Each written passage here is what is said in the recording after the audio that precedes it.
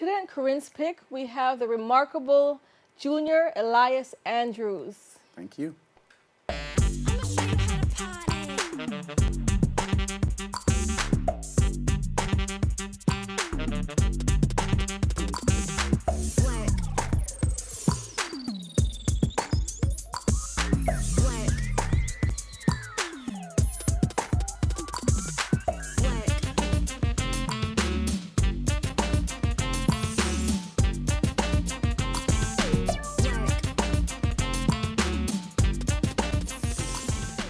This is a part 2 episode with Mr. Junior Elias Andrews. We had a remarkable show, but we decided we barely got through the quantity of images that we had, and the conversation just moved in every direction. And we decided to do another episode. So in the last episode, we talked about we talked about steel pan, we talked about Voodoo, we talked about the tradition of painting on fabric, which is fascinating. Yes, it is. We talked about making instrument out of oil drums called pan, right? And I did want to get back into, in case nobody saw episode 1, just briefly say who you are, and then we'll get back into your images again. Okay. My name is Junior Elias Andrews from Cocorite House. Jabjabproduktion, based in Brooklyn, New York, from Trinidad and Tobago. We do carnival artistry, we do design, we do mask making, we do performance, we do write, direct, we do teach masks, how to make masks as well. So it's involved in the cultural artistry around Caribbean culture. Fantastic. And so, I've been following you for quite some time. I know you were recently in Trinidad, and even though you were in Trinidad, I felt like I was there too, because all these images you were posting on Instagram and Facebook. So I felt like I had the carnival experience. So I want to get right back into some of these images so people know what we've been talking about for 2 episodes. That'd be nice. Okay, so the next image, if you could have an image, please. This one is called the Royal Obia. Okay. This costume was last year, 2018, Carnival individual winner. Okay. Or was the king in Trinidad. And the background of this costume is the Queen's Park Savannah. Okay. Which is like the largest carnival stage in the world. And it's the biggest savannah in the world. So when you are there, you reach, in terms of like the highest level of mass and performance in Trinidad and Tobago, or in the mass world, in the carnival world. Well, actually, from what I know about carnival, I've always heard of, people think of Brazilian carnival is big. Next to Brazil, I've always thought Trinidad is basically Brazil, and then Trinidad is the huge carnival that we have. The thing about it is that people, Brazil carnival in itself is a dynasty unto itself. Trinidad Carnival is also a dynasty unto itself. There's similar cultural behavior, but they're very worlds apart. Right. So Trinidad Carnival was born out of that revelry, out of that emancipation of slaves, out of that mixture of the Indian, the African, the Chinese, but predominantly African. The rhythms, the drums, and stuff like that. So in Brazil, it's a different type of dynamics. Right, right. At least what to show you from. But in terms of scale compared to little tiny Virgin Islands, in my mind, the big dogs are definitely Brazil and Trinidad. Yeah, we're stealing your calypso song. We're stealing some of your. But you know what? I think we share so much commonality that the music is all of us. It may originate from this place, Trinidad and Tobago, but it belongs to the entire Caribbean. Because I grew up with Calypso Rose and Sparrow. Yes. Since I've been singing Sparrow since I was 5. And she was in Coachella recently. Absolutely. Yeah. So well, what happened with Calypso is that Calypso is one of the art forms that started developing in 1911. And it has mushroomed over the century or years into what it is now.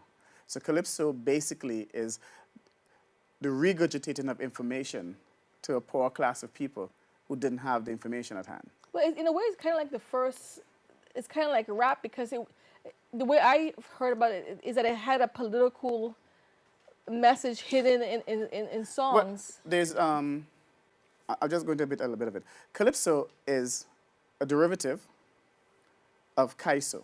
Oh, So Kaiso would be like the generic name, or Kaiso. So the Kaiso and Kaiso. So what it is, it has satire, it has political satire, it has comedy, it has information about what's going on in the society. It also has information how to keep the politicians and keep those in power in check. It also informs the poor man. So at one point in time, it was called the poor man's newspaper. it was. It Right. was. So Calypsonians would go through the different islands, and they would sing about what's going on in each island to each person. So it's like in the tradition of the Grito or the Gretto. Right. Right. Griot. So the griot. Yeah. So it's based on how you see the calypso, it has something for you.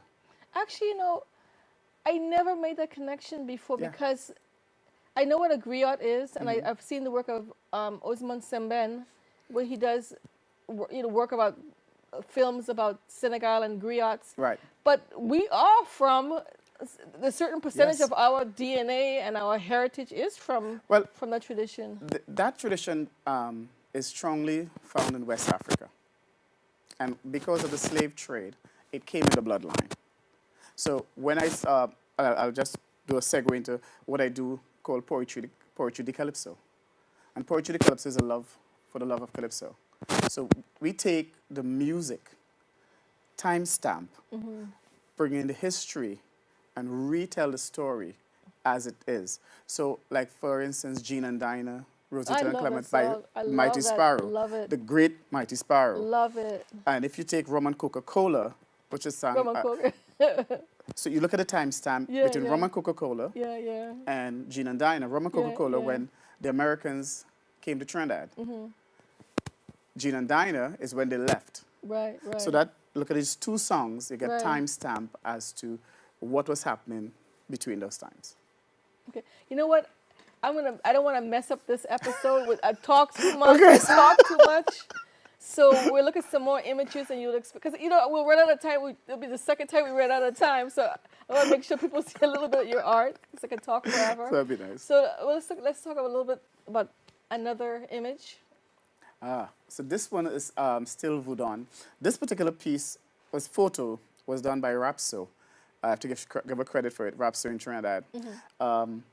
This was me coming on stage performing. So there is a conventional competition, and that night you portray your costume. So this particular costume was for the male individual African. Right. Male individual African. Right. So this is Voudon. If you observe the painted hands, Right. all of that is like the tribal marks. Oh, okay. So it goes into what I did. I took the painting, the bright painting from Haiti, the tribal marks, and I added the gold for the royalty of it. Fantastic. Yes. And I noticed you talked about a skirt as being part of the costume. Yes. I do know the work of a Sue Matthews painter in just Afro-Cuban kind of work. Okay. And I noticed Shango is often portrayed with just a skirt and a Yes, bare top. yeah. So that's where it came from. But that is part of the influence Okay. of that, because African men have always worn some sort of wrap skirt. Oh, that's right. That's true. Skirts have always been around. It's only in like in the late 14th or 18th century thereabout, I could be corrected, pants start making its way into the fashion. It was more okay. European. Okay, I didn't think about it. Ghana, like the way the sarongs. Yes. Okay, so we have 5 more minutes until we go to another commercial, and I'm going to close my mouth, and we can go to the next image. This piece is called the Obeah in We. This is where it all began. So this is Port of Spain, Trinidad. The gong-like type costume and the wrapping of the head is symbolic of my religion, my spiritual Baptist or my shouter religion. Right. And the holding the ball, that's a boli, which is a calabash, with stone, Right. is like a fortune teller. Oh, okay. So you're telling the story of what's happening through the glitters. So when the light hits it, you get different reflections. I do have a question. Now I'm supposed to be quiet, but to ask another question.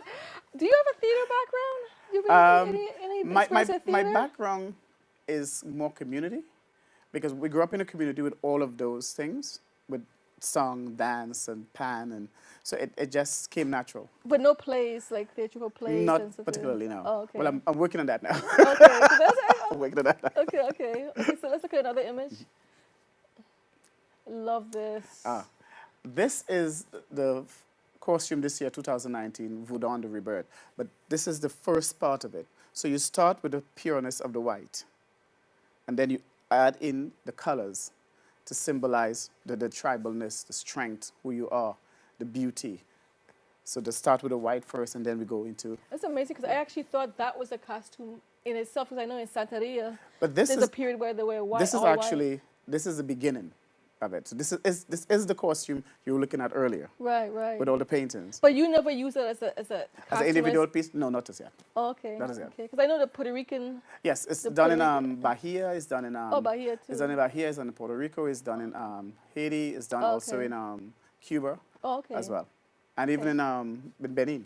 Okay, that's one of my favorite images. Okay.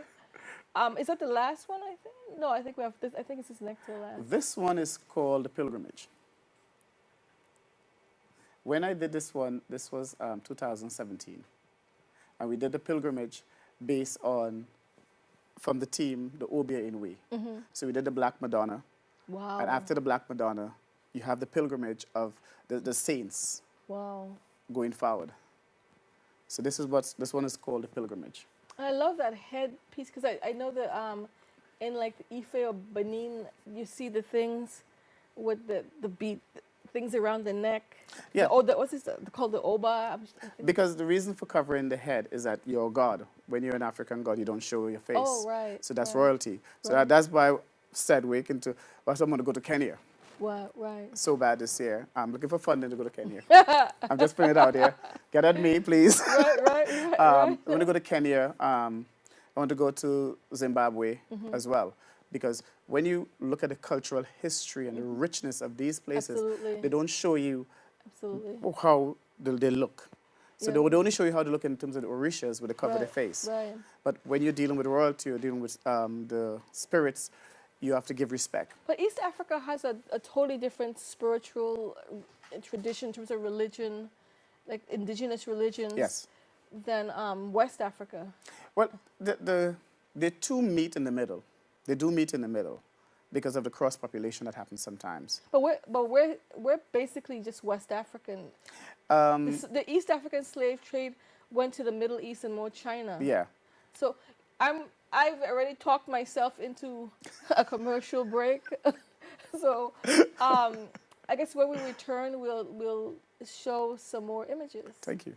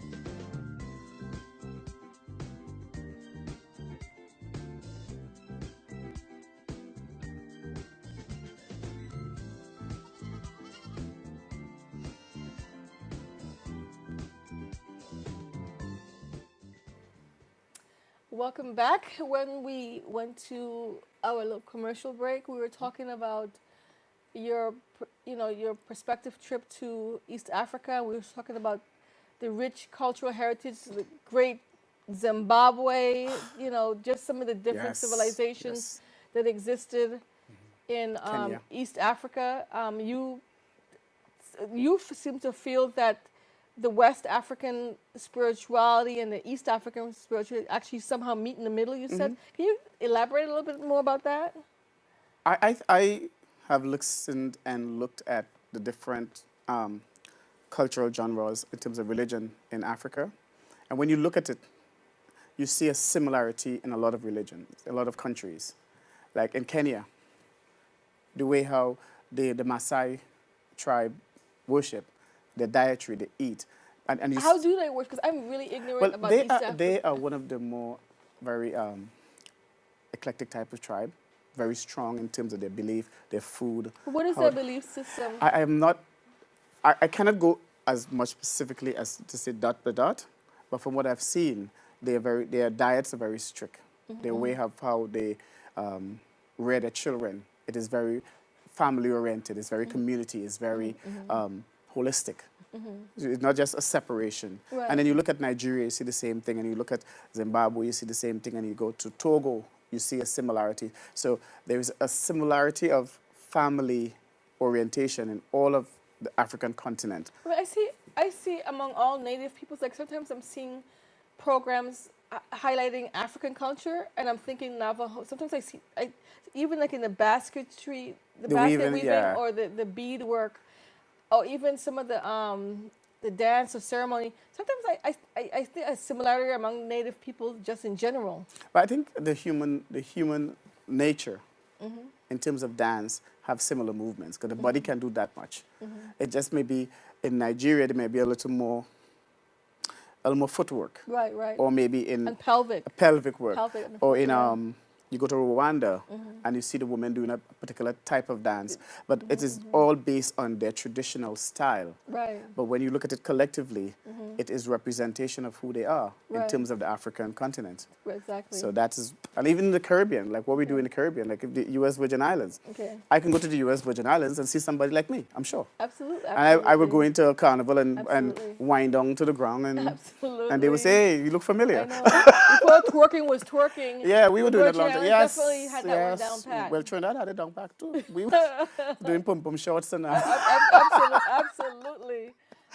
So I have talked myself into the second episode and PSAs, and we have about 3 more images to look Okay. at. So I'm hoping that you can do some more narration. And, yes. Okay, so let's look at the next one. This is also Voudon. This is the beginning process of getting ready for the competition. So the competition is a national competition, Okay. which you have to get ready on the spot. Okay. So the costume is the same one they saw before, but you get a little more visual of the artwork on the hand, Okay. which is done by me on the same night. Fantastic. I love it. Thank you. Okay, the next one. Right. This was done in 2014. This is when Cocorite House did their first stage presentation of live art in terms of painting the body and the fabric. This is called Son of Shango. Wow. The art of Dingole, the Son of Shango. This is me at work and people who came to see what we were doing at that point in time. All the artwork is done by myself. The model is Mr. Jermaine Victor from Guyana. Okay. He has worked with me for the last couple of years. The idea behind this is to portray the beauty of the African. Not just the African skin, but the beauty of the art that can be demonstrated in using the name Son of Shango. Wow. Okay. And I know in a previous conversation you talked about the jab. Jabjab, And it's the yes. first time I actually heard about that. We don't have the jab in the Virgin Islands, but can you describe that? Because that fellow reminded me of. Of You Jab? said he's a sleek, painted oil and black oil or something Right, on the yes. body. Can you talk a little bit about Jab, who that is and what it is? Jabjab originated from Grenada. Okay. And when a lot of Grenadians migrated to Trinidad, they took their cultures with them, my parents included. So in Trinidad, the jab jab is a symbolization of the beginning of the carnival. So what it does is that people paint themselves with oil and mud, and there's no discrimination as to who is there. Who's black, who's Who is white. black, who is white. Everybody's Doesn't really jab. matter. So the jab jab was used as a cover for people of elite status as well too, who don't want to be noticed. So they paint their bodies and they come out and they enjoy themselves. But the jab jab tradition is a freedom, is freedom, is independence, is strength, is beauty in dirtiness, in your naturalism, as I put it. But the jab jab is very integral to carnival as it relates to mass. It's one of the only traditional character that you don't have to put fancy feathers on. You don't have to do anything particular about it. You just you express yourself. Okay. So when you talk about jab jab, that is my heritage of Grenadian heritage. Okay. So in Trinidad, it would be called jambalasi. Okay. Wow. Right. Okay. So it all has I same wonder if it's relations. an African word because it's jambalaya too. I mean, it sounds like a little African. It is actually. It ism is. in it. It is because what happens is that the jab jab tradition is where you start the Juve, the Juvent, the dawn of carnival, Okay. the awakening of the spirits of carnival, and that's where the whole thing takes place. Oh, okay. So let's look at another one. Hopefully we can get through. And this is you. That's me. Glorious you. Okay. This is the Obier Inui as well. Okay. Okay. So this one was done in Port-au-Prince, Trinidad. What we wanted to do, we wanted to capture the artistry on the body. I wanted to capture the image as in terms of the rawness of it, Okay. and it's not dressed up or it's not Okay. rehearsed. This wasn't rehearsed. It was just an image that was done to say, this is who I am Okay. as well. All right. And the last one. This is me. And This. what is? Did you paint? Is this a painting of yours or? No, this is all me. Okay. This is me. I painted my face, Okay. and I did the whole entire costume. Okay. But this was part of the first installation of the Obier Inui Okay. as a mass piece Okay. and a tribal piece. So let's talk a little bit about you and what your goals are in terms of what projects are you currently working on that that if people want you to do a workshop or a lecture or a seminar, what kinds of things that if people want to I think we've had two really rich conversations Thank you. about Yes. Caribbean culture, about spirituality, about the artistry. You're somebody who is a treasure. And so if somebody, I know you talk to you. school children, you're working with senior citizens.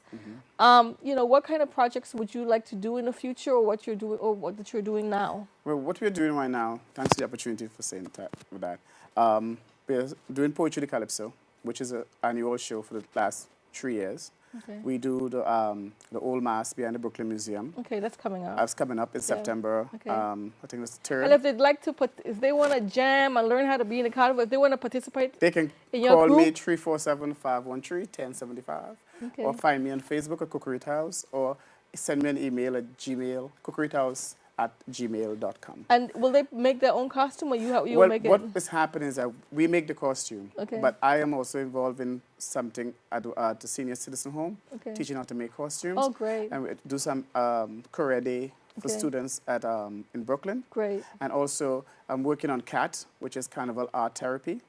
And Carnival Art Therapy is a series of workshops which deals with carnival as a vehicle to deal with depression, Wow. to deal with expression of different sorts. Okay. But it's not all clinical. It's the way you enjoy yourself. So that is coming up later on this year.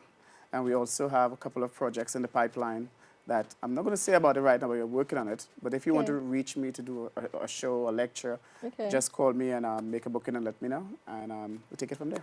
Okay, and I know that you've put it out there to the universe that your desire to do some work in East Africa. So Yes. I guess we're gonna assume like let it be done, let it be so. Ethiopian Air, get at me. Right. American Airlines, get at me.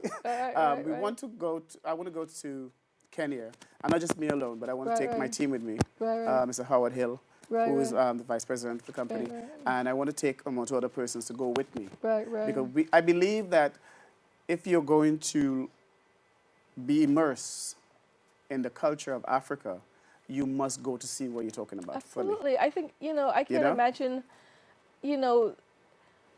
because of the history of slavery and the issues that we've had in this, to me, everybody should want to go to Africa at least once. Yeah, because one of the things that is happening is that I'm about cultural exchange. Okay. The more you know is the more you grow. And there's lots of cultural exchange happening around the world, but we as Caribbean people have so much to offer. Absolutely. Our background is diverse. So I think, I just don't want to go to Africa alone. I want to go to China, India. Okay. But my main focus is to go to Africa right now. Okay. So, thank you very much for being on our show today. Thank you. There's so much to cover. We barely got through it all. There are some things coming up at the Brooklyn Museum. In the fall. Hopefully we can get some more of your art and your production. But okay, we do it for a second? Yeah. Right now I'm looking to get into Brooklyn Museum as well, to do put my pieces there. Okay. But one of the things that I'm really looking forward to is to having that connection between the Bronx, Brooklyn, Queens, Staten Island, interborough type of exchange. Okay. So all right. that's what we're looking for. Well, thank you very much for a second episode of Corinne's Picks. Yes, Corinne. And if everybody wants to contact you, definitely go to the credits. The credits has all his website, his email, his phone number. Yes. Thank you very much. And we can cook for you too. Oh, you can cook a good shot. Thank you, Corinne. Okay, thank you. Appreciate it.